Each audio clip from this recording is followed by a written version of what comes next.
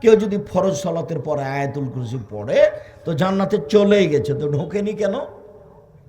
মরেনি এই জন্য। তো মহিলা পুরুষ তো সবাই আছে, সবাই নেই। তো রাসূল সাল্লাল্লাহু আলাইহি ওয়াসাল্লাম বলছেন, কেউ যদি অজু করার পরে বলে আশহাদু আল্লা ইলাহা ইল্লাল্লাহু ওয়াহদাহু লা শারীকা লাহু ওয়া আশহাদু আন্না মুহাম্মাদান আবদুহু ওয়া রাসূলুহু, তো জান্নাতের সব দরজা দিয়ে ঢুকতে পাবে, যেটা ইচ্ছে। হাদিস তো বুখারী মুসলিম। তো এটা থেকে পুরুষ খাস, মহিলা পুরুষ সবাই অজু করার পর যে বলবে সেই যাবে।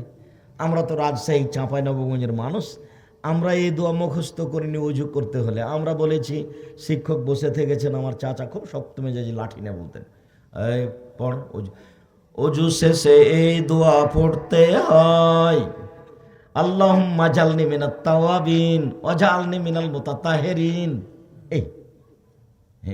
এতে নেকি হবে, কিন্তু কি নেকি হবে এই কথা মুহাম্মদ সাল্লাল্লাহু আলাইহি ওয়াসাল্লাম বলেননি। তবে হাদিস তিরমিজি। আর যেটা আগে বললাম সেটা বুখারী মুসলিম, আবু দাউদ, নাসাই, তিরমিজি, ইবনে মাজাহ, বাইহাকি, দারামি, দাইলামি, দারিকুতনি, মুসলিম সাহিবা, সহিহ ইবনে হিব্বান, সহিহ ইবনে আওয়ানা, মুস্তাদরাক হাকিম, মুসনাদ বাজার, মুসনাদ আলা, যত পৃথিবীতে হাদিস গ্রন্থ আছে সবটাতে আছে, কিন্তু আমরা মুখস্থ করিনি। আমরা মসজিদে ফেকা মোহাম্মদী পড়েছি, ফেকা মোহাম্মদীর লেখক এটা দেয়নি।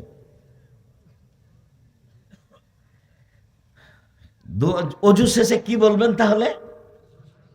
আশহাদু আল্লা ইলাহা ইল্লাল্লাহু ওয়াহদাহু লা শারীকা লাহু ওয়া আশহাদু আন্না মুহাম্মাদান আবদুহু ওয়া রাসূলুহু। সব দরজা খোলা। 4 শ্রেণীর মানুষের কবরে শাস্তি হয় না। এক, চট করে মনে পড়লো কথাটা, তাই বলে রাখছি, আবার বলার নিয়ত আছে। এক, কেউ যদি শহীদ হয় তাহলে কবরের শাস্তি হবে না। 2, কেউ যদি পেট ব্যথায় মারা যায় তাহলে কবরের শাস্তি হবে না। 3, কেউ যদি জুমার দিন মারা যায় তাহলে কবরের শাস্তি হবে না। 4, কেউ যদি সূরা মুলক পড়ে রাতে নিয়মিত, সূরা মুলক 30 আয়াত, তাহলে এর কবরের শাস্তি হবে না। আগের 3টাই জটিল, একটা মিলাতে পারবেন না। এক, শহীদ। কবে যে শহীদ, কে যে শহীদ? বাংলাদেশে সবাই শহীদ, হিন্দু, মুসলমান, বৌদ্ধ, খ্রিস্টান সবাই শহীদ। তো কে যে শহীদ? 2, পেটে ব্যথায় মরলে শহীদ, কোন ব্যথাতে যে মরলাম, এইটা সেইটা কি না? 3টার একটা সহজ হলো না। সহজ কোনটা বলেন তো দেখি? সূরা মুলক। খেয়াল করে পড়তে হবে, এত কাজের সাথে জড়াতে হবে না। বয়স 40 ছিল, এখন দেখছেন 60, মানে কবে চলে যাবেন, এগুলোর সাথে জড়ায়েন না। এশার সালাত আদায়, মাগরিবের সালাত আদায় করে খাবেন, আর এশার সালাত আদায় করে ঘুমিয়ে যাবেন। 10টা যেন পার না হয়। এই ছেলে, এই যে বোকা মহিলাগুলি কথা বলছে, শুনতে পাও না তোমরা? তোমার একটু লজ্জা হয় না? মহিলা মানুষ, তোমরা একটু শরম হয় না? তোমাকে তো আমি বললাম যে মুখখান বন্ধ করো। এই মেয়ে, শরম পাও না? মুখ খোলো কি করে? তুমি ভুলে গেলে আমি আব্দুর রাজ্জাক বিন ইউসুফ, আমি কি নতুন মানুষ? তোমার একটা লজ্জাবোধ থাকার দরকার। এই, তোমার মা তো কথা বলছো, তোমার শরম হয় না? এই বেটাই, তোমার মাকে বলে নিয়ে আসনি আমার মুখ বন্ধ রাখবেন, ফাঁসি হয়ে গেল। আপনি আপনার স্ত্রীকে বলে নিয়ে আসেননি? মানুষ তোমার ঘাড়ের উপর দিয়ে চলে গেলে তুমি মুখ খুলবো না, এটা আব্দুর রাজ্জাক বিন ইউসুফ। আর নাহলে তুমি যাও না, সেটাই ভালো। আপনি এসেছেন, আপনার বোন এসেছে, আপনি রাস্তায় বলে নিয়ে আসতে পারেননি? কথা বললো কেন? বলবে কেন? কোন সাহসে বলবে? বলবে কেন? আমি তো না করেছি, কথা তো বলতে পারবেন, আমি তো তার কথাই বলছি। মুখ খুললো কেন? মুখ খুলবে কেন? মগের মূল্য, আমি কি ভোট চাইতে এসেছি? নির্বাচন করতে এসেছি বেটা? তুমি বলে নিয়ে আসনি তোমার মাকে, তোমার বোনকে বলে নিয়ে আসনি? তোমার বাপ জন্ম দিতে পারলে বাপ হওয়া যায় না, ক্ষমতার নাম বাপ। জন্ম দিতে পারলে বাপ হওয়া যায় না, ক্ষমতার নাম বাপ। এই বাড়ির উপরে ক্ষমতা সরকারের সাথে নয়, সারা দেশের সাথে নয়, গ্রামের সাথে নয়, শুধু কোনটার উপরে? বাড়িখানের উপরে। একটা ছেলে, একটা মেয়ে, একটা বউ, 3 জন। আপনার মা, আপনারা ছিলেন 10-12 ভাই বোন, না? আপনারা তো আর নন, আপনার ছেলে মেয়ে তো নয়। আমি তো বলেছি টাকা পয়সা বেশি হলে, ছেলে মেয়ে বেশি হলে জান্নাত হবেই। তার মানে 10-12 ভাই বোন আপনারা দেখেন দুইজন দুইজন মারা গেছে। তো আল্লাহ নবী বলছেন যারা ছোট অবস্থায় মারা গেছে ওরা জান্নাতে যাবেই না বাপ মাকে না ছাড়া। বাপ মাকে নিয়ে যাবেই, তাহলে জান্নাতে যাবেই না। তো এখন আল্লাহ দেখবেন যে তো হলোই না, তাহলে যাও নিয়ে যাও, নিয়ে যাও তোমার বাপ মাকে নিয়ে যাও, যাও। তো আপনার ছেলে মেয়ে মাত্র 2টা, তো কয়টা মরে আর কয়টা থাকে? খুব লস, এই কাজে যাবেন না। সবাই আপনারা দেখেন, আপনারা কেউ 10 ভাই বোন, 12 ভাই বোন, 15 ভাই বোন। আমার চাচির 13টা ছেলে মেয়ে।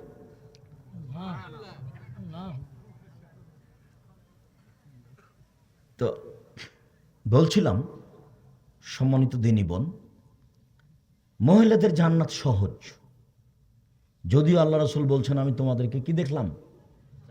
জাহান্নামে দেখলাম, শুধু নারী আর নারী। এবার তিনি বলছেন, ওই পবিত্র মুখে বলছেন মহিলারা 4টা কাজ করলে জান্নাতে চলে যাবে। 1, সালাত খামসাহা, 5 ওয়াক্ত সালাত আদায় করলো, নামাজ পড়লো। 2, সমত সাহারাহা, রমজান মাসের সিয়াম রোজা থাকলো। 3, আতাদ বালাহা, স্বামীকে মেনে চললো। স্বামীর কথাটা আবার আসলো। 4, আহসানাত ফারজাহা, জেনায় লিপ্ত হলো না। ওর জন্য জান্নাতের সব দরজা খোলা।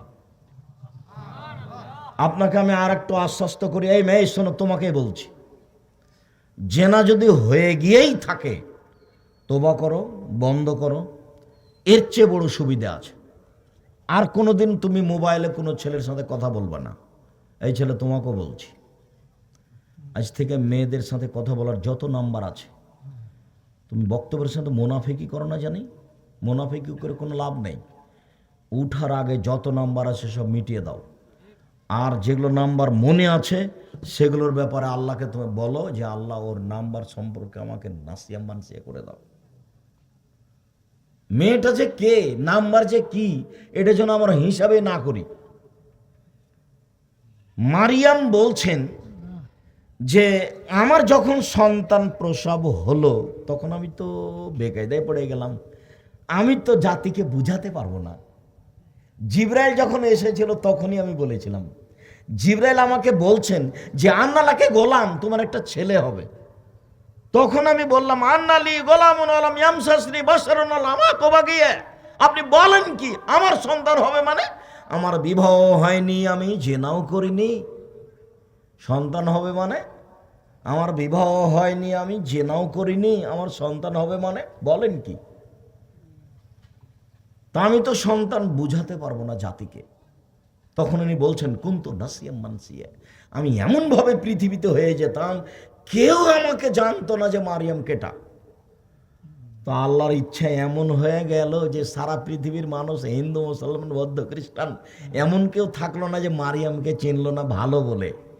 আর মারিয়াম চেয়েছিল আমি যে খারাপ এটা যেন কেউ জানতে না পারে, মারিয়ামই যেন জানতে না পারে মারিয়াম কেটা, মারিয়াম বলে কোনো মানুষই নাই পৃথিবীতে, এটা হতে চেয়েছিলেন। কিন্তু তার বিপরীত হয়ে গেল যা আল্লাহর ইচ্ছা ছিল। তা আপনি জেনা বন্ধ করেন, আজকে অনেক বড় বড় সুবিধা আছে। তার একটা হলো যে কোনো বিপদ থেকে বেঁচে যাবেন।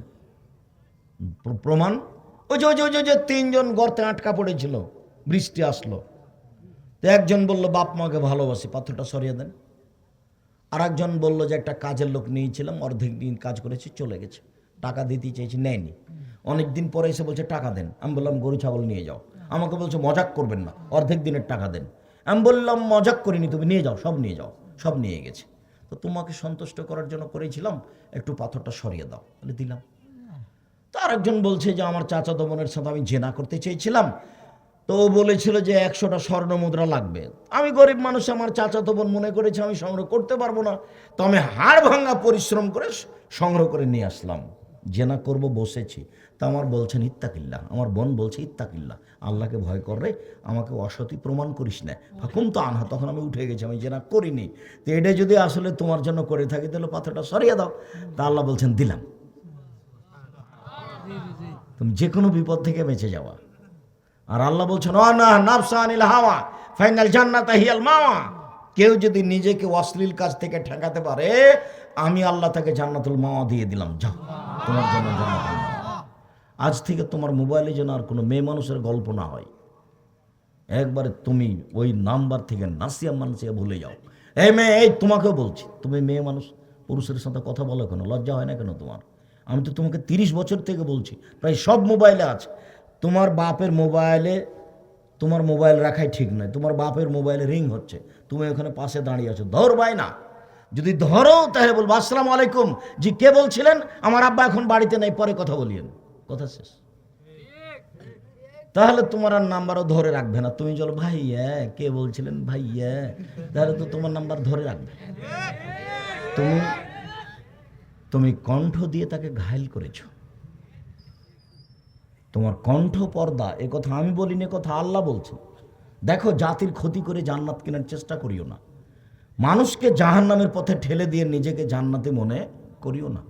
এই কারণেই জাহান্নাম আল্লাহ রাসূল দেখছেন বেশিরভাগ নারী আর নারী।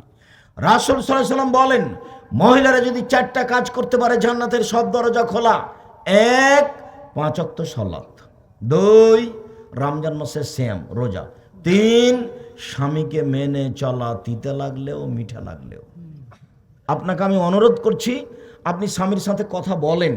15-20 দিন 6 মাস থেকে আপনি কথা বলছেন না। ভাত তরকারি হলে বৌমাকে বলেন তোর শ্বশুরকে দিয়াই, মেয়েরাকে বলেন তোর বাপকে দিয়াই, নিজে তো দিয়ে আসেন না। চাইলো গিলাসটা নিয়ে গিয়ে সামনে থ্যাকস করে রেখে ওদিকে চলে যান। এটা চলবে না। তিতা লাগলেও স্বামীকে মেনে নিতে হবে, মিঠা লাগলেও মেনে নিতে হবে। আর যদি নাই পারেন, আল্লাহর হস্তে তাকে বলেন, অধিকার দেওয়া আছে, আল্লাহ নবী দিয়েছেন, আল্লাহর হস্তে বলেন আপনার সাথে সংসার করিলাম না। মোহর ফেরত পাবেন না, কাজীর কাছে লিখে দিয়ে পাঠিয়ে দেন, বাস খালাস। 1 মাস পর অন্য জায়গাতে বিবাহ বসেন, কোনো সমস্যা নেই। আপনি এই সংসারে বাধ্য নন। আর যদি মনে করেন যে আমাকে থাকাই লাগবে, ছেলে মেয়ে বড় হয়ে গেছে, তো যতই কষ্ট হোক মেনে নিতে হবে। মারুক, গালি দেখ, উত্তর দিবেন না, চুপ থাকেন, ফল ভালো হবে। এটা আমার অনুরোধ। উপস্থিত বৈঠকের দিনই মুসলিম বোন, আপনাকে আমি অনুরোধ করে যাচ্ছি, আমি আপনার ভাই, আপনি আমার পরামর্শ গ্রহণ করেন, সংসার ভালো হবে। জেনায় লিপ্ত হবেন না। 4টে: 1, 5 ওয়াক্ত সালাত। 2, রমজান মাসে সিয়াম। 3, স্বামীকে মেনে চলা। 4, জেনায় লিপ্ত না হওয়া। জান্নাতের সব দরজা খোলা। আপনাকে একটা কথা বলে রাখি, স্ত্রী লালন পালন করলে 5টা জিনিস লাগে। 1, যে মানের খাচ্ছেন সে মানের খাওয়াবেন। 2, যে মানের পড়ছেন সে মানের পড়াবেন। 3, কটু কথা বলবেন না বউকে, কখনো, কোনো সময় নাই। কটু কথাই বলবেন না। বলবেন না তোমার ঠোঁটটা কালো, বলতে পাবেন না। বলতে পাবেন না তোমার রংটা কালো, এ কথা আপনি বলতে পাবেন না। বলতে পাবেন না তোকে দেখতে খারাপ লাগে, এ কথা আপনি বলতেই পাবেন না। শ্বশুরের কোনো কিছু নিন্দা করতে পাবেন না। শ্বশুরের গালি দেওয়া তো বহু দূরের কথা, যৌতুকের তো কোনো প্রশ্নই আসে না। এটা সিরাজগঞ্জ জেলা, এরা যৌতুকের সাথে সম্পৃক্ত নয়। এটা কি গায়েবান্ধা যে যৌতুক নিবে? যৌতুকের সাথে সিরাজগঞ্জ জেলার সম্পর্ক নাই। এটা হলো গাইবান্ধা, রংপুর, দিনাজপুর, লালমিনহাট, টিমিলপাড়া, কুড়িগ্রাম, পঞ্চগড়, ঠাকুরগাঁ, জগরহাট, বগুড়া। এরা মনে করে যে বিবাহ দিলে যৌতুক লাগবে। আর আমি তো বলেছি যে ভিক্ষা করা টাকা দিয়ে চাউল কিনে ভাত খেয়ে ইবাদত কবুল হবে, যৌতুকের টাকা দিয়ে চাউল কিনে ভাত খেয়ে ইবাদত কবুল হবে না। যৌতুক নিম্ন শ্রেণীর, ইতর শ্রেণীর মানুষ নেই। আমি তো ভিক্ষা করে খেতে বলি। চাই ছেলাই, তোমার বাপ যৌতুক নিয়েছে কিনা? তোমার বাপের মুখের দিকে তাকিয়ে দেখো, তোমার বাপের মুখখান নিচু হয়ে আছে, কালো হয়ে আছে। বেটা কাজ করে খাও, কাজ করে খাও, যৌতুক নিবা কেন? সন্ধ্যা হতে হতে মোটর সাইকেলে ফেরত দাও। যা নিয়েছো খাটখাটনা টাকা পয়সা সব ফেরত দাও। 24 ঘন্টা ফেরত দিতে হবে। ফকিরকে ভিক্ষে দিতে শিখিও, নিতে শিখিও না। আল্লাহ রাসূল বলেছেন, ইয়াদুল উলিয়া খায়রুম মিন ইয়াদিস সুফলা। দেওয়া হাতটা ভালো নেওয়া হাতের চেয়ে, দেওয়া হাতটা ভালো নেওয়া হাতের চেয়ে। দিতে শিখিও। আর বারবার আমি বলেছি, মোবাইল খোলা আছে, তোমার মাকে আমি তোমাকে বলতে বলেছি যে বলে দিবা তুমি, আম্মা আমি যখন বাড়ি থেকে বের হব তখন আমাকে 20-50টা 10 টাকার নোট দিয়েন তো আম্মা, খুচরা দেখে। ফকির আসলে আমি যেন দিতে পারি। ফকির আসলে খালি বলি মাফ করো, ফকির খালি বলি মাফ করো। এ কথা কেন? আপনাকে বলছি, আপনার স্ত্রীকে সতর্ক করে দিবেন, আপনার স্ত্রীকে সংশোধন করে দিবেন। আপনি বাড়ি থেকে বের হচ্ছেন, থামেন থামেন থামেন থামেন, ওই যে খুচরা টাকাটা নিয়ে যান তো, 100 টাকা খুচরা আছে নিয়ে যান। ফকির আসলে দিয়েন। দেওয়া হাত ভালো নেওয়া হাতের চেয়ে। দেওয়া হাত মানে জান্নাত, মানে আমি কিনে নিয়েছি জান্নাত। তা আমি বলিনি, এ কথা আল্লাহ বলেন, এ কথা মুহাম্মদ সাল্লাল্লাহু আলাইহি ওয়াসাল্লাম বলেন। আপনি মাসে 20,000 টাকা ইনকাম করেন, আপনি বাড়ি থেকে 50টা টাকা বা 5টা 10 টাকার নোট বা 20টা 5 টাকার নোট নিয়ে বের হলেন না কেন? কেন আপনি সব ফকিরকে বলছেন মাফ করো? কেন আপনি বলবেন? এই স্বভাব কেন? এই স্বভাবই খারাপ। এই স্বভাবকে মাটিতে পুঁতে দেন, আজ থেকে পায়ের নিচে রেখে দেন। খুচরা টাকা নিয়ে বের হবেন, ফকিরকে মাফ করো এই কথা বলবেন না। আপনার সব বাড়িঘর জমি জায়গা স্টেট নিয়ে নেবেন না, ভুলেও কখনো যৌতুক নেবেন না। মানুষের বাড়িতে কাজ করে খেলেও যৌতুক ফেরত দিতে হবে। সম্মানিত দিনী ভাই বোন, যৌতুক হারাম। মহান আল্লাহ বলেন, ইয়াসআলুনাকা আনিল খামরি ওয়াল মাইসির। মুহাম্মদ সাল্লাল্লাহু আলাইহি সাল্লাম, আপনাকে জনগণ জিজ্ঞাসা করে মদ এবং জুয়া সম্পর্কে। আপনি বলুন, ফিহিমা ইসমুন কাবীর। মদ খেলে মহাপাপ হয়, জুয়া খেললে মহাপাপ হয়। পৃথিবীতে জুয়া নামে কোনো নির্ধারিত খেলা নেই। প্রত্যেক যেই খেলাতে টাকার হারজিত রয়েছে সেটাই হলো জুয়া। বর্তমানে যে আন্তর্জাতিক ফুটবল ক্রিকেট দেখা যায়, এটা হলো সবচেয়ে বড় জুয়া।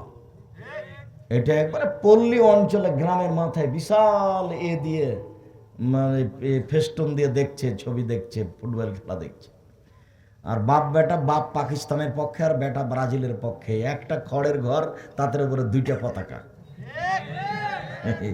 বাপ বেটাই পাগল, ফকিরা তো পাগল নয়। ফকিরের এসব ধান্দা নাই।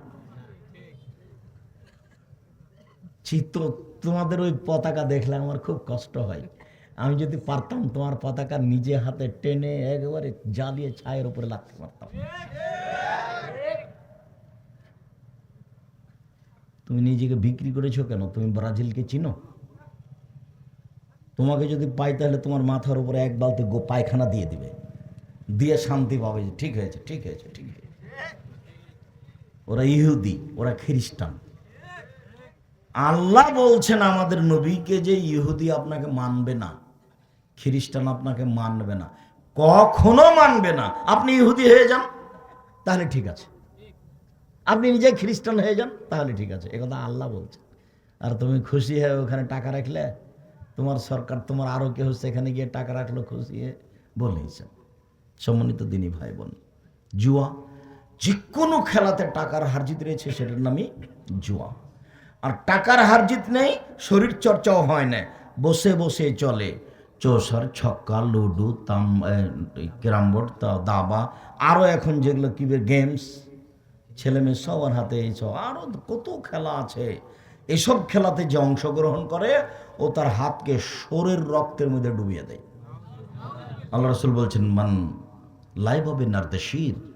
যে ব্যক্তি চৌসার, ছক্কা, দাবা, পাঞ্জা, লুডো, ক্যারামবোর্ড, তাস, গেমস, এই ধরনের পৃথিবীতে যত খেলা দেখা দিয়েছে, আরও যত খেলা দেখা দিবে, বসে বসে চলে, এই খেলাতে যারা হাত খেলে, যারা, তারা তাদের হাতকে শরীর শুকরের রক্তের মধ্যে ডুবিয়ে দিয়েছে। এই কথা মুহাম্মদ সাল্লাল্লাহু আলাইহি সাল্লাম বলেন। আব্দুর রাজ্জাক সাহেব, খেলা কোনটা? যেখানে টাকার হারজিত নাই, পাড়ার ছেলেরা গ্রামের মাথায় ফুটবল খেলে, টাকার হারজিত নাই, আধ ঘন্টা খেললো, তোর বাড়ি চলে গেল। শরীর চর্চা এটা করতে পারে। পাড়ার ছেলেরা, স্কুলের ছেলেরা ক্রিকেট 1 ঘন্টা ছুটাছুটি করলো, বাড়ি চলে গেল। এখানে কোনো টাকার হারজিত নেই, এটা চলবে। বসে বসে ঘন্টার ঘন্টা কাটছে, এটা হারাম, এটাও কাবিরা গুনাহ। আর যেটা আপনার হারজিত আছে সেটা তো হারামই, মহাপাপ। এবার ছোট্ট করে আপনাকে দেখায় 3টা কথা আল্লাহ রাসূল মদের ব্যাপারে এভাবে বলছেন। 1, ইজতানেবুল খামরা ফাইন্নাহুমুল খাবায়েস। পৃথিবীর মানুষ, মদ পান করা থেকে বেঁচে থাকো, এটা হলো পাপের, খারাপের মা, পাপের মা। 2, আবু দারদা, লা তাশরাবান্না খামরান, কখনো মদ পান করো না। ফাইন্নাহু রাসু কুল্লি ফাহিশাতিন, এ হলো সব পাপের মাথা। 5, কখনো নেশাদার দ্রব্য পান করো না। ফাইন্নাহু মিফতাহু কুল্লি শাররিন, এ হচ্ছে সব পাপের চাবি। তিনটে। এক, পাপের মা। দুই, পাপের মাথা। তিন, পাপের চাবি। এগুলো মোহাম্মদ সাল্লাল্লাহু আলাইহি সাল্লামের মুখের ভাষা। তো পাপের চাবি বলে কি বললেন? চাবি তোমার কাছে আছে, তালাটা খুলে দাও, ভিতরে সব কিছু দেখতে পাবা। মদ খাওয়া এখন সব পাপ করতে পারবা, বুদ্ধিতে নেই। মাকে গালি দিতে পারবে, মায়ের সাথে জেনা করতে পারবে, কোনো সমস্যা নেই। বিবেক তো হারিয়ে গেছে। মদ খেলে এটা পাপের মা, মানে এটা আসল পাপ, বাস বাকিগুলো এমনি হবে। এটা হলো পাপের চাবি, এটা হলো পাপের মাথা, এটা হলো পাপের মা। এই জন্য এগুলি। এবার শোনেন, অবাক পাপ।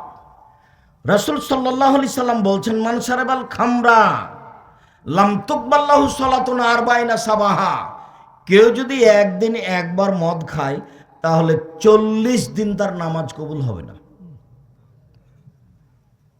জেনা মহাপাপ, তবে করলে তার নামাজ কবুল হবে না, এরকম কথা আল্লাহ নবী বলেননি। মহাপাপ, একেবারে ঘৃণিত পাপ।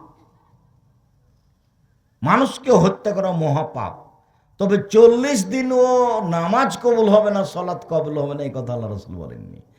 এর পাপের মানি ভিন্ন, অবাক পাপ। আমিও অবাক যাই, অবাক কথা। আবার তিনি বলছেন, শোনো, মান শারাবাল খামরা লাম ইয়ারজাল্লাহু আনহু আরবাইনা লাইলা। কেউ যদি একবার নেশাদার দ্রব্য পান করে, তাহলে 40 দিন আল্লাহকে নিজের দিকে করতে পারবে না। সুদ খেয়েছে কোটি কোটি টাকা, বলছে আল্লাহ ভুল হয়ে গেছে, মাফ করো, সব বন্ধ করে দিলাম। আল্লাহ বললেন ঠিক আছে। বয়স 80, একদিনও সালাত আদায় করেনি, বলল আল্লাহ ভুল হয়েছে, মাফ করো, আমি আজ থেকে সালাত শুরু করলাম। তা আল্লাহ বলছেন আচ্ছা ঠিক আছে, যাও, সব মাফ করলাম। মদ খেয়েছে, তো বলছে আল্লাহ ভুল হয়েছে, মাফ করো। তো 1 দিন, 2 দিন, 3 দিন, 4 দিন, 40 দিন। 40 দিনের আগে তাকে নিজের দিকে করা যাবে না। অবাক পাপ। রাসূল সাল্লাল্লাহু আলাইহি সাল্লাম বলেন, শারবুল খামরে কা আবেদে অসানিন। নেশাদার দ্রব্য পান করা মূর্তি পূজার মতো পাপ। সরস্বতী, ভগবতী, কালী, দুর্গার পূজা করলে যেমন পাপ হয়, মদ খেলে তেমন পাপ হয়। কোন পাপকে এভাবে বলা হয়নি। চুরি করুক মহাপাপ, হাত কেটে নেওয়া হবে, কিন্তু সরস্বতী, ভগবতী, কালী, দুর্গার পূজা করার মতো নয়। সুদ খেলে মহাপাপ হবে, তবে সরস্বতী, ভগবতী, কালী, দুর্গার পূজা করলে যেমন পাপ হয় তেমন নয়। মানুষকে হত্যা করলে মহাপাপ হয়, এতিমের সম্পদ খেয়ে নিলে মহাপাপ হয়, কিন্তু কালী, সরস্বতী, ভগবতী, কালী, দুর্গার পূজা করলে যেমন পাপ হয় তেমন নয়। কিন্তু মদ খেলে ওরই মতো পাপ হয়। কেমন মনে হচ্ছে না? কঠিন মনে হচ্ছে না? আবু হুরায়রা রাদিয়াল্লাহু তাআলা আনহু বলেন, রাসূল সাল্লাল্লাহু আলাইহি ওয়াসাল্লাম বলেছেন, সালাসাতুন, 3 শ্রেণীর মানুষ লা ইয়াদখুলুন জান্নাহ, এরা জান্নাতে যাবে না। এক, মদুমেল খামর, যারা নিয়মিত বিড়ি, তামাক, জর্দা, সিগারেট, গুল, নেশাদার দ্রব্য খায়, পান করে, তারা জান্নাতে যাবে না। হ্যাঁ বাচ্চা, এই ছেলে বসো। কিছুক্ষণ বাচ্চাকে বসিয়ে রাখবেন। আপনাকে আমি অনুরোধ করছি, দাঁড়িয়ে আছেন যারা, দয়া করে মুখে কথা বলবেন না। ধরেন যে আমি কথার মাঝামাঝিতে চলে এসেছি, আপনার দেখতে না দেখতে বক্তব্য শেষ হয়ে যাবে। আমি তো আর আব্দুল্লাহ বিন ফজল নয় যে ভোর পর্যন্ত বক্তব্য দিব, অত বিদ্যাও নয়, অত বলতেও পারি না। তবে অল্প সময়ে আপনাকে আমি পরিবর্তন করতে এসেছি। আপনি একটু ধৈর্য ধারণ করেন, ইনশাল্লাহ আপনার কিছু না কিছু উপকার করবই করবো ইনশাল্লাহ। এটা আমার দৃঢ়তা, আপনার আমি কিছু না কিছু পরিবর্তন করবই করবো ইনশাল্লাহ। সম্মানিত দিনী ভাই বোন, 3 শ্রেণীর মানুষ জান্নাতে যাবে না। তার 1 শ্রেণীর মানুষ যারা বিড়ি, তামাক, জর্দা, সিগারেট, গুল, নেশাদার দ্রব্য খায়, পান করে, তারা জান্নাতে যাবে না। হুজুর জর্দা খায়, সেজন্য মাকরুহ বলেছে। মাকরুহ কিন্তু আরবি শব্দ, মাকরুহ মানে খারাপ। তো এখন যদি আপনি ফজরের সালাতে দেখা হয় বলেন, আসসালামু আলাইকুম হুজুর, আপনি খারাপ খান আর আমাদের ইমামতি করেন। খারাপ খায় মানে, এই যে আপনি বললেন যে জর্দা খাওয়া মাকরুহ, তো মাকরুহ মানে কি? মাকরুহ মানে হলো খারাপ। তো আপনি খারাপ খান আর আমাদের ইমামতি করেন, আপনি হুজুর মানুষ। হুজুর আপনাকে অনুরোধ করছি, জর্দা খেয়ে, গুল খেয়ে, তামাক খেয়ে নিজেকে মাওলানা বলার দরকার নেই। জাতিকে ফাঁকি দিয়ে সব কিছু করার দরকার নাই। একবারে স্বাভাবিক হয়ে যান, অল্প কয়েকদিন বয়স, অল্প কয়েকদিন। আর তোমাকে বলছি ক্ষমতা দেখে 1 ঘন্টা বাঁচবা না, বাঁচার দরকার নেই। দলীয় দাপট দেখিয়ে মানুষের জমি জোর করে দখল করে মানুষকে গালি দিয়ে হাম্বি তাম্বি করে কিছু করে একদিন বাঁচার প্রয়োজন নাই। ফেরাউন ডুবে গেছে, অনেকদিন পরে হলেও ফেরাউন কি হয়েছে? ডুবে গেছে। কাজেই ক্ষমতার পরিণাম খুব খারাপ। নিঃস্ব হয়ে থাকো, মরলে জান্নাত সহজ। আর জুলুম করে মরবে, বিচার পরে হবে। যারা জেনা চুরি করেছে তারাই চলে গেছে, আগে আপনি আটকা আছেন। কি করে? কেন? আপনি একটা রিক্সাওয়ালাকে থাপ্পড় দিয়েছিলেন, এই জন্য এর বিচার ঠেকে গেছে। এর বিচার কি হয়েছে? ঠেকে গেছে। আমরা তো চাঁপাইনবাবগঞ্জের মানুষ, আগে জমিতে আইল ছিল না, আইল মধ্যে উঁচু করে ধান কাটার সময়তে আবার ওই ধানের জমি মেপে ফাঁড়ি মধ্যে একটা ফাঁড়ি দিয়ে 2 দিকে করে ধান কাটতো। তখন আমি অনেক দিন বলেছি, আচ্ছা মধ্যে যে ধানের গোছটা থোপটা পড়লো ওটা আপনি কোন দিকে দেন? বলে নিজের দিকে দিয়েছি। তা আপনি এখন জান্নাত কিনেন দেখি, কোন দিক দিয়ে কিনবেন? কিভাবে কিনবেন? আমার মা বলতেন যে আমার নানি বারবার বলতো যে পাশে যে সব ধান কেটে নিল তুমি কখন যাবা? তখন বলতেন যে পাশের লোক যেদিন কেটে শেষ করবে 2 পাশে, সেদিন আমি যাব, যেটা আছে সেটা নিয়ে আসবো। আমি আগে কাটতে গিয়ে যদি কাউরে একটু চলে আসে, ওইটা নিয়ে আমি দুনিয়াতে বাঁচতে রাজি নই। চলে গেছে দুনিয়া থেকে। এই করোনাতে যেমন ফাঁকি দিয়েছে তোমাকে, মওলানা মানুষ 3 ফুট ফাঁকা রেখে আঁকেছে। আরে মওলানা মানুষ, সুলিও হয়নি, ফাঁসিও হয়নি। আমি এমন ভাবে বলেছি, আমি আব্দুর রাজ্জাক বিন ইউসুফ, এক চুল পরিবর্তন হওয়ার প্রয়োজন আমার নেই।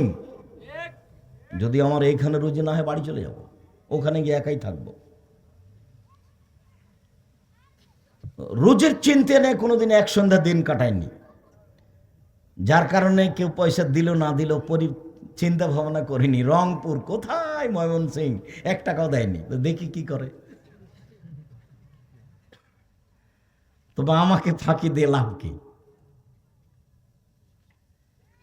আমি জাতিকে ফাঁকি দিইনি, জাতিকে ফাঁকি দেওয়ার প্রয়োজন মনে করি না। জাতির যদি রাস্তাঘাট করে দিতে না পারি, জাতির যদি স্কুল কলেজ করে দিতে না পারি, জাতিকে চূড়ান্ত সঠিক ধর্ম দিতে পারবো ইনশাআল্লাহ। ধর্মের ব্যাপারে জাতিকে ফাঁকি দিয়ে পরকাল হারাতে রাজি নই। তবে আমার স্বাদের কথা আমি বলেছি, আমার মনে বড় স্বাদ, আমি এ দেশের মাটিতে উন্নত মানের প্রতিষ্ঠান গড়বই ইনশাআল্লাহ, যেখানে ছেলেমেয়েরা বাংলা, ইংরেজি, আরবি উন্নত মানের শিক্ষা অর্জন করে জাতির অন্যায়ের বিরুদ্ধে লড়বে মুখে কলমে মিডিয়ায়। সেটাই হচ্ছে জামিয়া সালাফিয়া ডাঙ্গিপাড়া পাওয়া রাজশাহী, সেটা হচ্ছে জামিয়া সালাফিয়া রূপগঞ্জ নারায়ণগঞ্জ ঢাকা, সেটা হচ্ছে জামিয়া সালাফিয়া 6 মাইল বাবুগঞ্জ বরিশাল, সেটা হচ্ছে জামিয়া সালাফিয়া তেঘরা বিরল দিনাজপুর। আপনি 1 জানুয়ারিতে ছাত্র ছেলে মেয়ে পাঠানোর জন্য সিদ্ধান্ত নিতে পারেন। আমি জীবন বাজি রেখে চেষ্টা চালিয়ে যাচ্ছি দেশ বিদেশের শিক্ষক দিয়ে। মাসিক আল ইতেসাম পত্রিকার পিছনে আমি জীবন বাজি রেখে চেষ্টা চালিয়ে যাচ্ছি। জামিয়া সালাফের মুখপাত্র পত্রিকা মাসিক আল ইতেসাম পত্রিকা, যাতে 12 জন শুধু মুফতি আছে। জামিয়া সালাফের শিক্ষকের বেতন আছে 10,000 থেকে নিয়ে 70,000 পর্যন্ত। ওদের পিছনে 80-90 হাজার টাকা খরচ হয় প্রতি মাসে। ওদের জন্য থাকা ভিন্ন, ওদের খাওয়া ভিন্ন, ওদের বাবুর্চি ভিন্ন। দেশ বিদেশের বাইরের শিক্ষক অনেক আছে, বহির্বিশ্বের। সম্মানিত দিনী ভাই বোন, বলছিলাম চুপ বসে আছে এ কথা নয়। তবে যেহেতু আমরা সাধারণ মানুষ, কাজে আপনাকে 1 নম্বরে দুয়াতে শরীক হতে হবে, আল্লাহ তুমি জামিয়া সালাফে কবুল করো। 2 নম্বরে 10 টাকা হলেও জামিয়া সালাফে অংশগ্রহণ করতে হবে, জান্নাত কিনবই। আমি বক্তব্যে বলেছি, পতিতালয়ের মহিলা যদি কুকুরকে পানি পান করে জান্নাত পেতে পারে, জামিয়া সালাফিয়াকে ভালোবাসা দেখালে আপনার জান্নাত হবে ইনশাআল্লাহ। এখানে কোনো দলীয় ক্ষমতা নেই, এখানে কোনো সাংগঠনিক ক্ষমতা নেই, এখানে কোনো শিরকি ক্ষমতা নেই, কোনো বিদাতি ক্ষমতা নেই। একমাত্র আল্লাহর হস্তে আল্লাহকে সন্তুষ্ট করার জন্য যে প্রতিষ্ঠান এদেশে চলছে সেটা হলো জামিয়া সালাফিয়া। সেদিন যাবেন 22-23 ডিসেম্বর রাজশাহীতে, আপনার পাশে আছে। আমি জাতিকে দাওয়াত দিয়েছি, বক্তারা বিষয়ভিত্তিক আলোচনা করবে, অন্য কোনো কথা বলতে পাবে না। সেখানে বক্তব্য দিয়ে কাউকে উঠানোর প্রয়োজন নাই, কাউকে নামানোর প্রয়োজন নেই। তার বিষয়ের কথা বলে তাকে চলে যেতে হবে। 22-23 ডিসেম্বর এখানে আপনার বাড়ির পাশে। আর 2-3 মার্চ হলো রূপগঞ্জ, নারায়ণগঞ্জ, ঢাকা। আর 3রা ফেব্রুয়ারি হলো দিনাজপুর। আপনি অবশ্যই মনে রাখবেন। রাসূল সাল্লাল্লাহু আলাইহি সাল্লাম বলেন, ওয়ার রাজলাতু মিনান নিসায়ে, যারা পুরুষের জুতা স্যান্ডেল পরে এসব নারী জান্নাতে যাবে না। তিরদায়ুস আল্লাযী ইউকিরু ফি আহলি আল খাবাসা, যে তার বাড়িতে বেহায়াইর সুযোগ দিয়েছে ও জান্নাতে যাবে না। 3 শ্রেণীর মানুষ জান্নাতে যাবে না। আবার বলছেন, লায়াদখুলুল জান্নাতা আকুন, 1 বাপ মাকে মানে না যে, 2 মান্নান খোটা দেয় যে। খোটা দেওয়া বুঝেন কি? মনটা কিন্তু খুব খোটা দিতে চাই।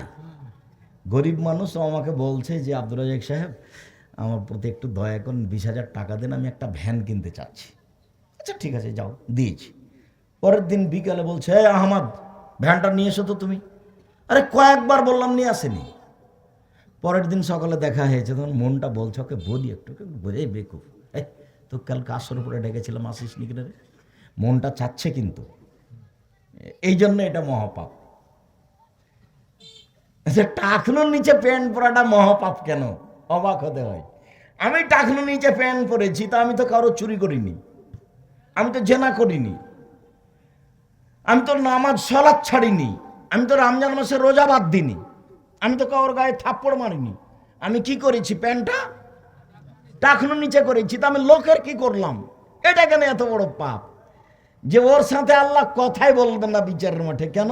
ওটা মনের সাথে জড়িত। এই জন্য মনটা বলছে যে নিচে থাক, নিচে থাক।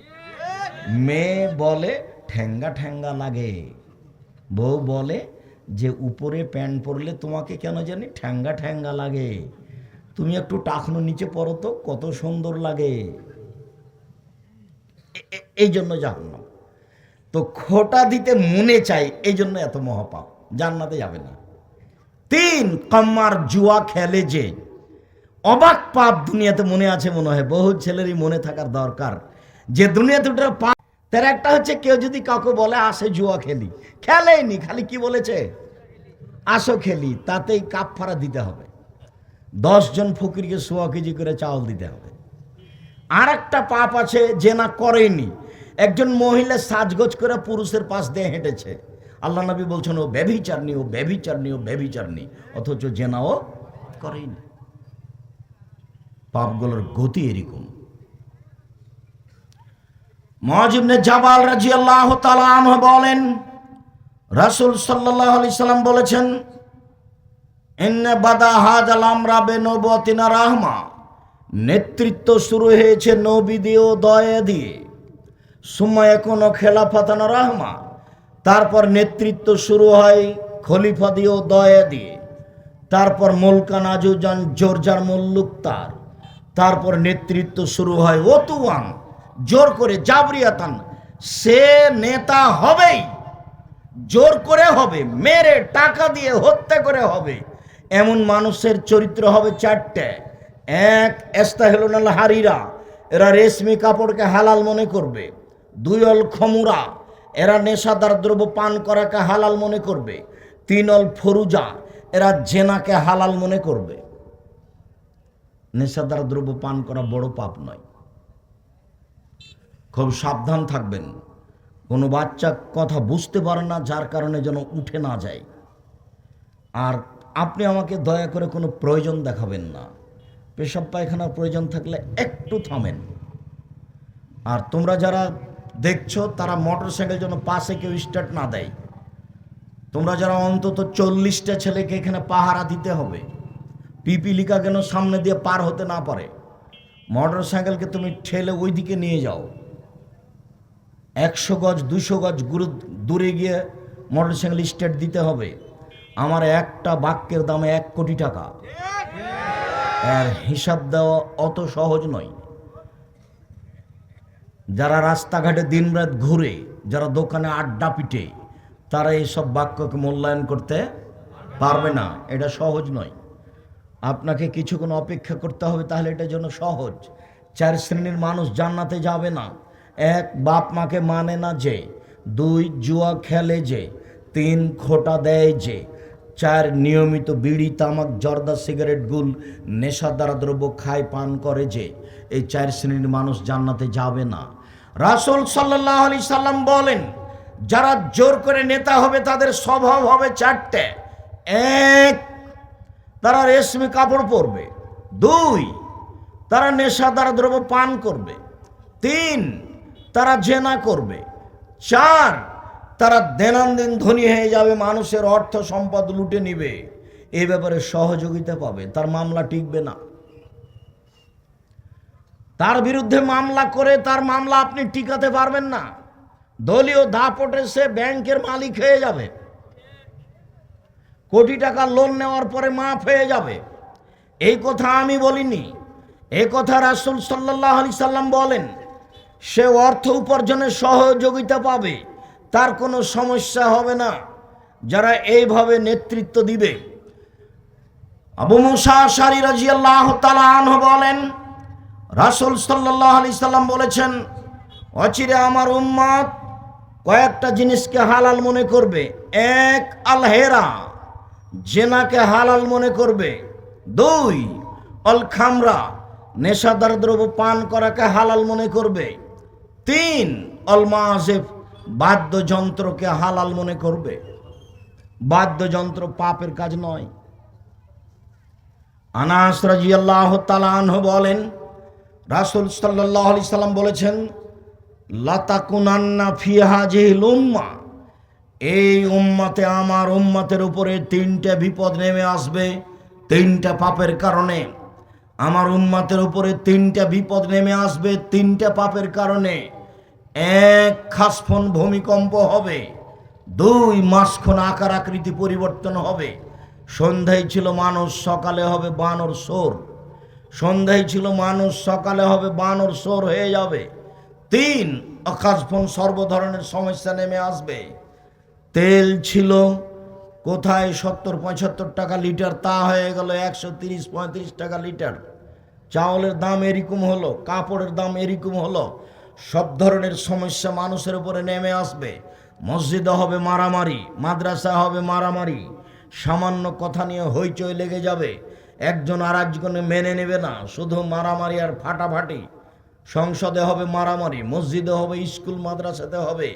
কোনো শিক্ষিত মানুষ কাউকে বলে মনে হবে না, সবাকে মনে হবে আগাছা। কারো নিকটে বিবেচনা আছে এমনটা মনে হবে না। হুঁশিয়ার কোনো মানুষ সমাজে দেখা যাবে না। রাসূল সাল্লাল্লাহু আলাইহি সাল্লাম বলছেন, আমার উম্মতের উপরে 3টা বিপদ নেমে আসবে। 1, ভূমিকম্প। 2, আকার আকৃতি পরিবর্তন, সোর বানর। 3, বিপদ, সমস্যা। জমির দাম 20 লক্ষ, রেজিস্ট্রির হলো 12 লক্ষ। অবাক, কোন ধরনের হিসেব? ওটা কিসের টাকা? জমি নিলাম 50 লক্ষ টাকা দিয়ে, রেজিস্ট্রি করছি 10 লক্ষ বার। এটা কিসের টাকা? এটা কি? সরকার নিয়োগ দিয়ে লোক রাখবে, আমার কাজটা করে দিতে হবে সরকারকে ফ্রি। আরো আমার জন্য চা পান করার ব্যবস্থা থাকতে হবে সরকারের পক্ষ থেকে,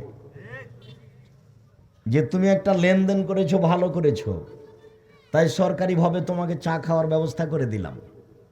সেখানে জমির দাম 12 লক্ষ, খরচ হলো 6 লক্ষ, রেজিস্ট্রি। এটা কোন কথা? এরই নাম বিপদ নেমে আসবে মানুষের উপরে 3টা পাপের কারণে। 1, এটা সারেবুল খমুরা, মানুষ যখন নেশাদার দ্রব্য পান করবে তখন এই বিপদ নেমে আসবে। 2, জাহরাত কায়নাত, মেয়েরা যখন নাচবে, সব মোবাইলে মেয়ে নাচে, সব ঘরে মেয়ে নাচে, সব দোকানে মেয়ে নাচে। রাসূল সাল্লাল্লাহু আলাইহি সাল্লাম বলছেন, মেয়েরা যখন নাচবে। 3, জারাবুল মাযিব, যখন বাদ্যযন্ত্র প্রকাশ পাবে, সব মোবাইলে বাজনা বাজে, প্রায় সব দোকানে বাজনা বাজে। প্রায় সব ঘরে বাজনা বাজে। 5 তলা একটা ভবন, 30টা রুম রয়েছে, 25টা রুমে টিভি আছে, সবসময় ল্যাংটা মেয়ে নাচছে, সবসময় বাজনা বাজছে। মোবাইলের অপর নাম হচ্ছে জাদু, মোবাইলের অপর নাম হচ্ছে জেনা। মোবাইল খুললে ল্যাংটা মেয়ে চোখের সামনে আসে। রাসূল সাল্লাল্লাহু আলাইহি সাল্লাম বলেন, আইনা নেতাজনে জেনা হমান নাজরো, 2 চোখের জেনা হচ্ছে চোখ দিয়ে দেখা। আর লোজনানে জেনা হমল ইস্তেমাও, 2 কানের জেনা হচ্ছে কান দিয়ে শোনা। অল ইয়াদ জেনা হাল বাদশ, হাতের জেনা হচ্ছে হাত দিয়ে ধরা। আর রিজল জেনা হাল মাসি, পায়ের জেনা হচ্ছে এই পথে চলা। জেনাল কালব তাতমানা তাস্তাহি, অন্তরের জেনা হচ্ছে পরিকল্পনা করা। জেনাল লেসান নুতক, জিহ্বার জেনা হচ্ছে কথা বলা। এগুলো সব জেনার মাধ্যম। এই কথা মুহাম্মদ সাল্লাল্লাহু আলাইহি সাল্লাম বলেন, হাদিস বুখারী মুসলিম। তোমার হাতে একটা বড় মোবাইল আছে, টান দিলে ল্যাংটা মেয়ে বের হয়ে আসছে, এর নাম জেনা। কিভাবে মানুষ তাড়াতাড়ি জাহান্নামে চলে যাবে তার পথ পন্থা মানুষের আগে জানা ছিল না। এখানে আছে ছেলেটা, মেয়েটা আছে লন্ডনে, উভয়ের জেনা চলছে, একজন আর একজন নগ্ন অবস্থায় দেখছে, অবাক জেনা। মুহাম্মদ সাল্লাল্লাহু আলাইহি সাল্লাম বলেন, আমার জীবনে বড় ভয়, আমার উম্মত গোপন পাবে লিপ্ত হবে। একাই হলে জেনা করে মোবাইলে, একাই হলে গোসলখানাতে হস্তমতন করে জেনা করে। অসংখ্য জেনার পথ আমার উম্মতে খুলে যাবে। আমার বেশি ভয়, আমার উম্মত গোপন পাপে লিপ্ত হবে, এটাই তিনি আশঙ্কা করে গেছেন। সম্মানিত দিনী ভাই বোন, রাসূল সাল্লাল্লাহু আলাইহি সাল্লাম বলছেন, আমার বড় ভয় আইম্মাতু মুজিল্লিন, আলেম ওলামা হবে ভ্রান্ত, মিথ্যাকে বলবে সত্য, সত্যকে বলবে মিথ্যা, এটা হবে আলেম ওলামার কাজ, এটা আমার ভয়। 2 সাতালতাহেকো কাবাইলু মুহনুমতিল মুশরিকিন, আমার উম্মতে হিন্দুদের সাথে মিশে যাবে। হিন্দুদের যখন পূজা হবে তখন মেলাতে সবাই চলে যাবে। কোথায় হিন্দু? সবাই মুসলমান, নগ্ন হয়ে ঘুরছে। বাদ্যযন্ত্র হিন্দুদের কাজ, মেলা হচ্ছে হিন্দুদের কাজ। যেখানে জালসা জলুস হচ্ছে সেখানে একবারে বিরাট মেলা লেগে যাচ্ছে, দোকানপাট বসে। আমি জাতির সামনে বলে যাচ্ছি, আমি আব্দুর রাজ্জাক বিন ইউসুফ, আমি ওর দোকানপাটের সাথে কোনোদিন একমত হইনি। আমি জাতির কাছে তেমন কিছু রেখে যেতে পারলাম না, তবে রেখে গেলাম একটা ছোট বই, বক্তা শ্রোতার পরিচয়। তাতে কে বক্তা কে শ্রোতা আমি লেখার চেষ্টা করেছি। জাতির তাফসির মাহফিল বন্ধ করার জন্য আমি বই লিখেছি। তাফসির কি মিথ্যা হতে পারে? ওই বইয়ে যা তাফসির আছে সবই মিথ্যা। এরপরে আমি বলছি, আমি জাতিকে কোনোদিন ফাঁকি দিইনি, জাতির কাছে আমি পয়সা নিয়ে দিন প্রচার করতে আসিনি। এরপরে আমার বিশ্বাস হয় না যে আমি নিজের আমলে বিচারণে টিকতে পারবো। আমার একটু আমি আশ্বস্ত হয়ে এই দিক দিয়ে যে বহু জনগণ আমার কথা মেনে চলে, ওরা যে নেকি অর্জন করে ওখান থেকে যদি কিছু পাই তাহলে যদি পরকালে সফল হতে পারি, নিজের কিছু দিয়ে আমি ফলাফল ভোগ করতে পারবো তা আমার মনে বলে না। সম্মানিত দিনী ভাই বোন, মরণ চলে এসেছে, যেটা আসবে সেটাই চলে এসেছে। কিয়ামত আসবে, এটা চলে এসেছে। কবর আসবে, তাই চলে এসেছে। জাহান্নাম আসবে, তাই চলে এসেছে। বিবেচনা আর করার সুযোগ নাই, মরতে হবে এখনই। তার জন্য প্রস্তুতি আজকেই। এই জেনা, এই পাপ বন্ধ করতে হবে জরুরিভাবে। আমার উম্মতের উপরে 3টা পাপের কারণে 3টা বিপদ নেমে আসবে। 1, পাপ, ওরা নেশাদার দ্রব্য পান করবে। পাপ 2, মেয়েরা নাচবে। পাপ 3, বাদ্যযন্ত্র প্রকাশ পাবে। দুঃখিত, আপনাকে আমি মোবাইল ব্যবহার করতে বলিনি, এটা আপনি বন্ধ করেন। নিরুপায় হয়ে মার সাথে কথা বলার জন্য একটা সাধারণ মোবাইল রাখেন। এমনিতেই অজান্তেই পরকাল হারিয়ে দিয়েন না। ইহকালও হারালেন, পরকালও হারালেন। জেনার পিছনে পড়ে মান সম্মান সব কিছু নষ্ট করলেন।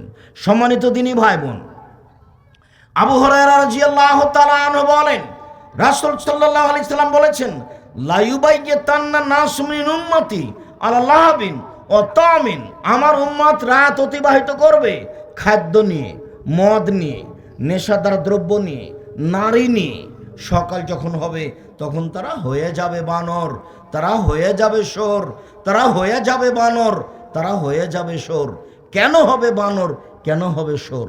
হতে পারে কুকুর, হতে পারে শ্রীগাল, হতে পারে বাঘ, কিন্তু কেন হবে শোর? কেন হবে বানর? অনুভূতিহীন একটাই প্রাণী আছে, সেটা শোর। গরুর অনুভূতি আছে, গরু যখন ঘাস খায় তখন যেখানে উঁচু ঘাস আছে ওটা খায় না। উঁচু ঘাসটা হয়েছে গোবরের কারণে, ওটাও খাবে না। গরু কি করে খায়? বিবেচনা করে খায়। কিন্তু শুয়োর দেখেছেন? শুয়োর নিজের রুজির সময় তার বিবেচনা করা নেই, ও বিবেচনা বুঝে না। মানুষ যেদিন বিবেচনাহীন হয়ে যাবে তখন এ সকালে শুয়োর হয়ে যাবে। পৃথিবীতে একটাই প্রাণী অনুভূতিহীন ছাড়াই, অনুভূতিহীন অবস্থায় চলে, অনুভূতিহীন অবস্থায় খায়, কোনো কিছু অনুভূতি নিয়ে করে না, তার নাম শুয়োর। মুসলমান যেদিন সব কিছুতে ইহুদি খ্রিস্টানের নীতি গ্রহণ করবে, ব্যাংক চলে তাদের নীতিতে, কোর্ট চলে তাদের নীতিতে, স্কুল কলেজ চলে তাদের নীতিতে, খাতা কলম চলে তাদের নীতিতে, সব কিছু তাদের নীতিতে, মানুষের বানর হওয়ার সময় চলে এসেছে, মানুষের শুয়োর হওয়ার সময় চলে এসেছে। আব্দুল রাজ্জাক সাহেব, শুয়োর না হয় অনুভূতি প্রাণী, অনুভূতিহীন প্রাণী মানুষ শুয়োর হয়ে যাবে, বানর কেন হবে? বানর হচ্ছে অনুকরণীয় প্রাণী। অনুকরণ করার ব্যাপারে বানর যেমন, পৃথিবীতে আর কোনো তেমন প্রাণী নেই। আমাদের খুব ভালো মনে আছে, গ্রামে লোকটা বানর নিয়ে যেত, একটা বাজনা শব্দ দিত, আর বলতো, এই তোমাদের বানর খেলা দেখাবো, চাউল নিয়ে আসো। তখন আমরা দৌড়িয়ে গিয়ে চাউল জমা দিতাম, ওর কাছে চাউল জমা দিলে একটু পরে ও বানর খেলা দেখাতো। এক পর্যায়ে বলতো, এই বানর, নতুন বউ কিভাবে হাঁটে রে। তখন বানর তার দৃশ্য দেখাতো। বানর অনুকরণীয় প্রাণী। যেদিন মুসলমান হয়ে যাবে অনুকরণের ব্যাপারে ইহুদি খ্রিস্টানের, এই বোকা ছেলে, তোমার মাথার চুলটা চতুর্দিক ওভাবে একেবারেই ছোট করা আছে, উপরটা ছাতা করা আছে, এটা কার অনুকরণ বলো তো? হ্যাঁ, তুমি কখন ইহুদি হয়ে গেছো গো? তুমি কখন খ্রিস্টান হয়েছো? তোমাকে দেখলে আমার ঘৃণা হয়। ঘৃণাটা আমি জানাই কি দিয়ে ভাবে জানো? তোমাকে দেখ, আমি তোমার গায়ে থুথু দিতে পারবো না, পরিবেশ তো আমার অনুকূলে হবে না, তোমাকে দেখলে এটা করি। কেন তোমার প্যান্টটা টাকনোর নিচে? কেন তোমার দাড়ি চাঁচা আছে? কেন তোমার মাথার চুলটা ওপরে আছে, নিচে কোথাও নাই? এর নাম কাজা, এটা হারাম। এরকম চুল ছেঁটেছ কেন? আমি ছাত্র জীবনে বলতাম, এই শোনো, যে চুল ছাড়া শিখবে সে আমার মাথার চুল ছেঁটে শিখো। আমি কোনোদিন সাদ করে পোশাক পরতে হবে এটা প্রয়োজন মনে করিনি। সাদ করে কিছু সাজগোজ করতে হবে এটা আমি প্রয়োজন মনে করিনি।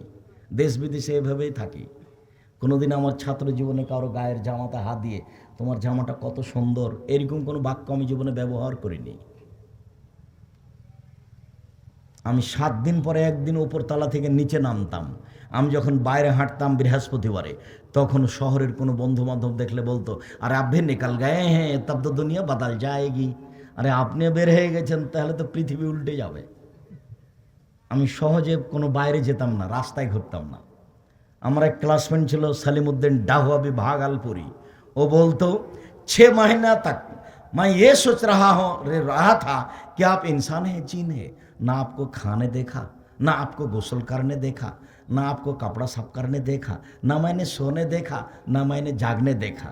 আপনাকে আমি গোসল করতে দেখিনি, আপনাকে আমি কাপড় পরিষ্কার করতে দেখিনি, আপনাকে আমি ঘুমাতেও দেখিনি, আপনাকে আমি ঘুম থেকে উঠতেও দেখিনি। 6 মাস পর্যন্ত ভাবতাম এটা মনে হয় জিন, এ হয় মানুষ নয়। আমি তো পরে ঘুমিয়েছি, ও আগে ঘুমিয়েছে। আমি আগে উঠেছি, ও পরে উঠেছে। তাহলে ও আমাকে ঘুমাতেও দেখেনি, আমাকে ঘুম থেকে উঠতেও দেখেনি। তখন গরমের টাইম ছিল, আমি গোসল করতাম রাতে। গোসল করার সময় কাপড় পরিষ্কার করে নিতাম, কাপড় তো আমার কাছে বেশি থাকতো না। আর ও তো খুব চিকন চাকন ছিল, একবারে ক্যালেন্ডার করা ছাড়া জামা পরতো না। আর জামা খুলে অজু করতো যাতে ভাঁজ না হয়, অজু করার পরে জামা পরতো। সালিমউদ্দিন ডাহুয়াবি ভাগলপুরি, তার কথাগুলি আমার খুব দিনের মতো মনে হচ্ছে। 1987 সালের ঘটনা নকল করছি। আর একজনের দেখে নিজেকে হারাবেন না, বানভাসী হয়ে ভেসে যাবেন না। কারো মাথার চুল কেমন ছাটা দেখে ওরকম করবেন না। এটা হলো বানরের অনুকরণ। এই জন্য মানুষ কি হয়ে যাবে? বানর হয়ে যাবে। হয় নিজেরটাই গ্রহণ করে রাখে, না হলে যেটা ইসলাম ধর্মে বলছে সেটা করেন, আর একটা নিবেন না। চলাতে ফিরাতে, খাওয়াতে থাকাতে, সবসময় কথাতে বার্তাতে সব সময় মোহাম্মদ সাল্লাল্লাহু আলাইহি ওয়াসাল্লাম। আব্বু, ওপরে কে আছে? আল্লাহ। আব্বু মিথ্যা কথা বললে কি হয়? মিথ্যা কথা বললে গুনাহ হয়, আল্লাহ জাহান্নামে দিবে। আব্বু সবসময় সত্য কথা বলো। আব্বু সালাম দিতে হয়, সালাম দিলে কি হয় আব্বু? ঘরে শয়তান থাকে না। বিসমিল্লাহ বলে খেলে কি হয় আব্বু? শয়তান আমাদের খাদ্য খেতে পারে না। বিসমিল্লাহ না বললে কি হয় আব্বু? শয়তান আমাদের খাদ্য খেয়ে নেয়, বরকত খেয়ে নেয়। একটা লোক বাইতুল মোকাররম ঢাকার মসজিদের চতুর্দিকে কাপড় বিক্রি করছে। তো একজন বলছে যে পাঞ্জাবি, আর একজন বলছে 3000। তো ওটা দাম কিন্তু 300। তো 15-20টা বিক্রি করেছে 3000 টাকায়, অনেক টাকা। তো দুজন মিলে খুব খুশিতে খাচ্ছে, বিড়ি তামাক আর যাচ্ছে আর গল্প করছে, অনেক টাকা। 3 দিন পরে লোকটাও নাই, দোকানও নাই। তার মানে বরকত নাই। মিথ্যা কথায় কোনো কাজ করতে যাবেন না। ব্যবসাতে লাভ কম হোক, অল্প করে হোক, অনেক বেশি হোক, বড় ধনী হয়ে যাবেন ইনশাল্লাহ। একটু সময় লাগবে। সম্মানিত দিনী ভাই বোন, রাসূল সাল্লাল্লাহু আলাইহি সাল্লাম বলেন, পৃথিবীর মানুষ মনে রেখো, ইন্না মিন আশরাতিস সাআ, পৃথিবী ধ্বংসের লক্ষণ। 1 ইরফল ইলম, বিদ্যা উঠে যাবে। 2 এনজলুল জাহাল, মূর্খতা বর্ষণ হবে। 3 ওয়াকসরা শারবুল খামরে, মদ পান বেশি হয়ে যাবে। 4 ওয়াকসরা জেনা, জেনা বেশি হয়ে যাবে। 5 ওয়াকিলার রেজাল, পুরুষ কমে যাবে। 6 ওয়াকসরা নিসা, মহিলা বেশি হয়ে যাবে। হাত্তা ইয়াকুনা খামসিনা ইমরাআল লিরাজুলিল ওয়াহিদ, একজন পুরুষের অধীনে 50 জন নারী থাকবে। 50 জন মানে একজন পুরুষের সাথে হাজারো নারীর জেনার সম্পর্ক থাকবে। এখানে এমনও কোনো যুবক আছে যার জেনার সম্পর্ক আছে সহনারীর সাথে। কি করলে জীবনে? কি জবাব আছে তোমার কাছে? চট করে একটা কথা মনে পড়েছে, আপনাকে বলে রাখি। জেনার সম্পর্ক থাকলে ব্যবসা মায়ের খাবে, অর্থ কমে যাবে। জেনার সম্পর্ক থাকলে অর্থ সংকটে চলে যাবে, চতুর্দিক থেকে সমস্যা নেমে আসবে, টাকা পয়সা আর বাড়বে না। তো টাকা পয়সা বাড়বে কিভাবে আব্দুর রাজ্জাক সাহেব? মুখের ভাষা ভালো করতে হবে সবার সাথে, সদাচরণ। সদাচরণে বয়স বেশি হয়, সদাচরণে টাকা বেশি হয়। হাদিস বুখারী মুসলিম। জেনা করলে টাকা কমে যায়, জেনা করলে গরিব দরিদ্রতা নেমে আসে, এ কথা মুহাম্মদ সাল্লাল্লাহু আলাইহি ওয়াসাল্লাম বলেন। এদেশে একটা বই পাওয়া যায়, উপদেশ, আপনার জন্য লিখেছিলাম, আপনি হয়তো পড়েছেন কি না। একটা বই পাওয়া যায়, কে বড় লাভবান। 1 লাইন পড়লে আপনি মনে করবেন যে আমি এটা কাজ করলে কিছু লাভ পাবো। একটা বই ছিল ক্ষতিগ্রস্ত, 1 লাইন পড়লে আপনি বুঝতে পারবেন যে আমার কি ক্ষতি হচ্ছে। একটা লাইন পড়েন, কোনো না কোনো আপনার উপকার বা ক্ষতির কথা পাবেন আপনি। আমি বলেছি, জাতির সামনে মুখে বলছি, মিডিয়ায় বলছি, অনলাইন আলিতে সাম টিভি, কলমে বলছি। আপনি 20-30টা টাকা দিয়ে মাসিক লিতেসাম পত্রিকা নিতে কৃপণতা করিয়েন না। আমার অনেক বড় স্বাদ, আমি জীবন বাজি রেখে চেষ্টা চালিয়ে যাচ্ছি। লক্ষ লক্ষ টাকা পয়সা খরচ করে আমি চেষ্টা চালিয়ে যাচ্ছি, একমাত্র মানুষের আকীদা আদর্শ পরিবর্তনের জন্য, অন্য কোনো উদ্দেশ্য নাই এখানে। এক সময়ে টাকা পয়সা সংসারে লাগাতাম, এখন যা আছে সবই প্রতিষ্ঠানে, আমি নিজে দেউলিয়া। সম্মানিত দিনী ভাই বোন, পৃথিবী ধ্বংসের লক্ষণ হচ্ছে মদ পান, নেশাদার দ্রব্য পান করা বেশি হয়ে যাওয়া। রাসূল সাল্লাল্লাহু আলাইহি সাল্লাম বলেন, 3 শ্রেণীর মানুষ জাহান্নামে যাবে। 1 মুসাদ্দিকুন বিল কাদারে, ভাগ্যকে যে অস্বীকার করে সে জান্নাতে যাবে না। 2 বাপ মাকে মানে না যে। 3 নেশাদার দ্রব্য পান করে যে। 3 শ্রেণীর মানুষ জান্নাতে যাবে না। 1 মুসাদ্দিকুন বিসসিহরি, জাদুকে বিশ্বাস করে যে। ভেলকি, কখনো জাদুকে বিশ্বাস করবেন না, ওর পাশে দাঁড়াবেন না। আমার খুব মনে পড়ে, আমরা চাঁপাইনবাবগঞ্জের মানুষ, ট্রেনে রহনপুর নাচল থানায় যেতাম পড়তে। যখন ওই আমনোরা স্টেশনে নামতাম, তখন জাদুঘর এসে কি কি বলতো, হাত চালাতো। এক পর্যায়ে বলতো, এ বৎস কোথায় যাবি রে? আকাশে যাব। তারপর তাকে জালের মধ্যে ঘেরে রাখতে, একটু পরে দেখছি যে নাই, জাদু করে রেখেছে। সবাই যখন হাত মাটিতে রাখতে বলতো, আমিও রাখতাম। তখন আমি বলতাম, আল্লাহ আমার হাতটা যেন না চলে, আমার হাতটা যেন না চলে। কোনো দিন ওরা আমার হাত চালাতে পারেনি। আমার হাত চলে না। আমি এই কথা বলতাম তখন, আল্লাহ যেন আমার হাতটা না চলে, দেখি ও কি করে। জাদু, রাসূল সাল্লাল্লাহু আলাইহি সাল্লাম বলেন 3 শ্রেণীর মানুষ জান্নাতে যাবে না। এক, মুসাদ্দিকুন বিশসিহরি, জাদুকে বিশ্বাস করে যে, জাদু করে যে, জাদু দেখে যে, সে হত্যার যোগ্য।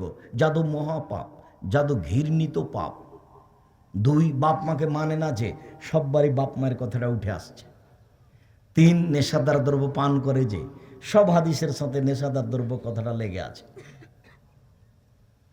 আবু মুসা আশআরী রাদিয়াল্লাহু তাআলা আনহু বলেন, রাসূল সাল্লাল্লাহু আলাইহি সাল্লাম বলেছেন, লা ইয়াশরাবানা নাসুম মিন উম্মতি ওয়া ইয়াশমুনা বিগাইরি ইসমিহা, আমার উম্মত নেশাদার দ্রব্য পান করবে, নাম দিবে অন্য। এই ছেলে, তুমি তো এই বক্তব্যটা খুব ভালো করে দেখেছো। আমি বলেছি ঠান্ডা, পেপসি, কোকাকোলা, আরসি এগুলো মদ, আর উনি বলেছেন এগুলো মদ নয়, যেটা তোমরা নেটে দেখছো। তা আল্লাহর নবী বলছেন যে মানুষ মদ খাবে, নাম দিবে অন্য। তো কেউ যদি বলে সেটা অ্যাবা, তো অ্যাবা এটা নয়, কেননা সবাই তো অ্যাবাকে মদই বলে। কেউ যদি বলে এটা গাঁজা, তাহলে এটা কথা ঠিক হবে না, কেননা সবাই তো বলে যে হিরোইন হলো, গাঁজা হলো মদ। তাহলে সেইটা কোনটা যেটা মানুষ খাচ্ছে অথচ নাম বলছে অন্য, কিন্তু সেটা মদ? আমি তো বলেছি সেটা পেপসি। তুমি কি এর ইতিহাস পড়ে দেখেছো? কোথায় হয়, কে করে? ঠান্ডা, আরসি, কোকাকোলা আমি তো কোনোদিন খাইনি, আমার তো চলছে, আমি তো বেঁচে আছি। তোমার চলে না কেন? তোমার মা বাজারে যায় কেন? আমরা তো যাই না, চলছে তো। তোমার বোন বাজারে যায় কেন? কেন যাবে? কেন যাবে? তোমার আব্বাকে আমি আজ 32 বছর থেকে বলছি, স্বামী হলে 5টা জিনিস লাগে। 1, যে মানের খাচ্ছে সে মানের খাওয়াবে। 2, যে মানের পড়ছে সে মানের পড়াবে। 3, কটু কথা বলতে পাবে না। 4, মুখের উপরে মারতে পাবে না। 5, নিজের বাড়ি ছাড়া কোথাও থাকতে দিবে না বউকে। খালার বাড়ি যেতে পাবে না তোমার মা, ফুফুর বাড়ি যেতে পাবে না, নানির বাড়ি যেতে পাবে না, মায়ের বাড়ি যেতে পাবে না, জরুরি প্রয়োজন ছাড়া বাড়ির বাইরে যেতে পাবে না। দুর্ঘটনা ভিন্ন কথা, নিরুপায় হয়ে যেতে পারে। হাট বাজারে তো কোনো প্রশ্নই আসে না, হাট বাজারে যাওয়ার তো কোনো প্রশ্নই আসে না। তোমার আব্বা যেটা কিনে নিয়ে এসেছে মোটা কাপড়, তোমার মা বলবে মোটা কাপড়ে আমি খুশি, লবণ ভাতে খুশি, আমি তোমার কিনে আনা জিনিস এভাবে হাতে দেখতে রাজি নই। তুমি যেটা নিয়ে এসে তাতে আমি খুশি, সংসার সুখী হবে, উভয়ই শান্তি পাবে। আল্লাহ তাআলা বলেন, আমিন আয়াতিহান খালাকালাকুম মিন আনফুসিকুম আজওয়াজান লিতাসকুনু ইলাইহা, পৃথিবীর মানুষ শুনে রেখো, তোমাদের মধ্যে থেকে তোমাদের দিদি স্ত্রীকে আমি সৃষ্টি করেছি, তোমাদের পাশ থেকে আমি তোমাদের স্ত্রীদেরকে সৃষ্টি করেছি, যাতে করে সেখানে শান্তি তৃপ্তি পাও। স্ত্রী হচ্ছে শান্তি তৃপ্তির বস্তু, স্ত্রী হচ্ছে আনন্দ তৃপ্তির বস্তু, স্ত্রী হচ্ছে মিঠা বস্তু, স্ত্রী হচ্ছে আদরের বস্তু। ওরা হচ্ছে সোনাতলা হাটের বগড়া, সোনাতলা হাটের আদরের মালসা। ওদের আদর করতে হয়, ওদের গালি দিতে হয় না, ওদের নিন্দা করতে হয় না, ওদের মারতে দিতে হয় না, ওদের বাজারে যেতে দিতে হয় না, ওদের বায়ের বাড়ি, খালার বাড়ি, ফুফুর বাড়ি, বিবাহের বাড়ি যেতে দিতে হয় না, ওদের ঘেরে রাখতে হয়, ওদের ঢেকে রাখতে হয়। মহান আল্লাহ বলছেন, ওয়াজালনা বাইনাকুম মাওয়াদাতার রাহমা, আমি তোমার মাঝে আর তোমার স্ত্রীর মাঝে ভালোবাসা, ভ্রাতৃত্বভাব সৃষ্টি করে দিয়েছি। একথা আল্লাহ বলছেন। কোনো ফকির ফাকরার কাছে ভালোবাসা নিতে হবে না। সম্মানিত দিনী ভাই বোন, বলছিলাম রাসূল সাল্লাল্লাহু আলাইহি সাল্লাম বললেন, আমার উম্মত নেশাদার দ্রব্য পান করবে, নাম অন্য দিবে। ওয়া ইউজাফু আলা রাউসিম বিল মাজবাল মুগান্নিয়াত, ওদের নেতাদের সম্মান করা হবে গায়িকা দিয়ে, গান বাজনা দিয়ে। গান বাজনা ছাড়া চলে না কোনো স্কুল, কোনো নেতা আসলে কোনো মেয়ে দিয়ে নাচা ছাড়া, গান ছাড়া কোনো সম্মান চলে না। আল্লাহ রাসূলও বলছেন তাই হবে।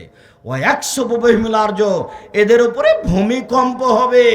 ওয়াজালহুমুল কিরদাতাল খানাজির, আল্লাহ এদের করে দিবে বানর, আল্লাহ এদের করে দিবে সোর, আল্লাহ এদের করে দিবে বানর, আল্লাহ এদের করে দিবে শূকর, এদের উপরে ভূমিকম্প হবে। হাদিস বুখারী মুসলিম। কে বড় ক্ষতিগ্রস্ত বইয়ে আছে, উপদেশ বইয়ে আছে, পত্রিকাতে আছে। সম্মানিত দিনী ভাই বোন, আপনার বসে থাকাতে আমি খুব খুশি, খুবই সন্তুষ্ট। কোথা থেকে যেন আসছিলাম, আস্তে আস্তে অনেক দূর চলে আসলাম, শুধু মাটির রাস্তা। তখন মনে করছিলাম যে এরা প্রোগ্রাম নিয়ে ভুল করেছে, কেন বা এখানে প্রোগ্রাম নিল, খুব কষ্ট পাচ্ছিলাম। তো এসে দেখলাম যে তোমরা অনেকে উপস্থিত হয়েছ, আমার খুব ভালো অবস্থায় বসে আছো। মুরব্বী, আপনারা দূর দূরান্ত থেকে এসেছেন, আমি আপনাদের আশাতে খুব খুশি হয়েছি। আমি আপনাদের জন্য দোয়া করি, আল্লাহ আপনাদের যাজায় খায় দান করুন। সম্মানিত দিনী ভাই বোন, আমার আদরের যুবকেরা, মনে রেখো, মানুষের জীবনে সবচেয়ে জরুরি কাজ চারটে। মানুষের জীবনে সবচেয়ে জরুরি কাজ চারটে। এর চেয়ে মানুষের জীবনে জরুরি কোনো কাজ নাই। এক, 5 ওয়াক্ত সালাত নামাজ। এর চেয়ে মানুষের জীবনে কোনো জরুরি কাজ নেই। জীবনে এর সাথে কোনোদিন আপোষ করো না। আপোষ কি আব্দুর রাজাক সাহেব? আপোষ মানে হলে পড়বো, আচ্ছা কাল থেকে পড়বো, আচ্ছা আজান হলো তো বাড়িতে পড়ে নিব, এর নাম হলো আপোষ। সলাতের সাথে কোনোদিন আপোষ করো না। মুরব্বী, আপনাকে আমি অনুরোধ করছি, সলাতের সাথে কোনোদিন ছেলে মেয়েকে আপোষ করতে দিয়েন না। মোহাম্মদ সাল্লাল্লাহু আলাইহি ওয়াসাল্লাম কিন্তু মুখে বলেছেন 7 বছর বয়সে সলাত আদায় করতে বলো, 10 বছর বয়সে পিটিয়ে করো। এটা সাধারণ কথা নয়, একে কোনোদিন ছোট চোখে দেখিয়েন না। অলসতা করে এক ওয়াক্ত সলাত ছেড়ে দিলে মানুষ মুসলমান থাকে না, এটা আরবি বিদ্বানগণ বলছেন, আমরা বলছি মহাপাপী। 2, হালাল রুজি, পয়সা বেশি উপার্জন করেন, আমিও এটা বলছি, ব্যবসা করে পয়সা উপার্জন করবেন, চাকরি করে নয়, আর জমি চাষ করে নয়। চাকরি করলে 30,000 টাকা মাসে বেতন পাবা, 50,000, 25 দিনে টাকাটি শেষ হয়ে যাবে, 5 দিন ধার কর্জে যাবে। মায়ে বলবে, বেটা 5,000 টাকা লাগতো যে, আম্মা এই মাসটা তো খুব অসুবিধে, দেখছি আম্মা সামনের মাসে কিছু করা যায় কি না। পরের মাসে এরকমই হবে। আর জমি চাষ করে কিছু করতে পারবো না। কি করতে হবে আব্দুর রাজাক সাহেব? ব্যবসা। কি দিয়ে? চকলেট দিয়ে, তারপরে কলা, তারপরে কাপড়, তারপরে মেশিনারি, কোটি কোটি টাকা। ঘুমের ঘরে ব্যবসা করতে হবে। আল্লাহ রসুল বলছেন, আর তাজেরা সাদেক আল আমিন, বিশ্বস্ত সত্যবাদী ব্যবসায়ী বিচারের মাঠে নবীর সাথে থাকবে, নবীগণের সাথে থাকবে। ব্যবসা করলে নিজের উপকার করতে পারবা, বাপ মায়ের উপকার করতে পারবা, অসহায় চাচা চাচির উপকার করতে পারবা, গ্রামের মসজিদ মাদ্রাসার উপকার করতে পারবা, জামিয়া সালাফের উপকার করতে পারবা। জামিয়া সালাফেতে প্রতি মাসে 30 লক্ষ টাকা বেতন লাগে। তুমি একদিন দিয়েছো কি না তা আমি জানি না, তবে 10 পয়সা দিয়ে চলছে। জামিয়া সালাফেতে কোনো বিদেশি পয়সা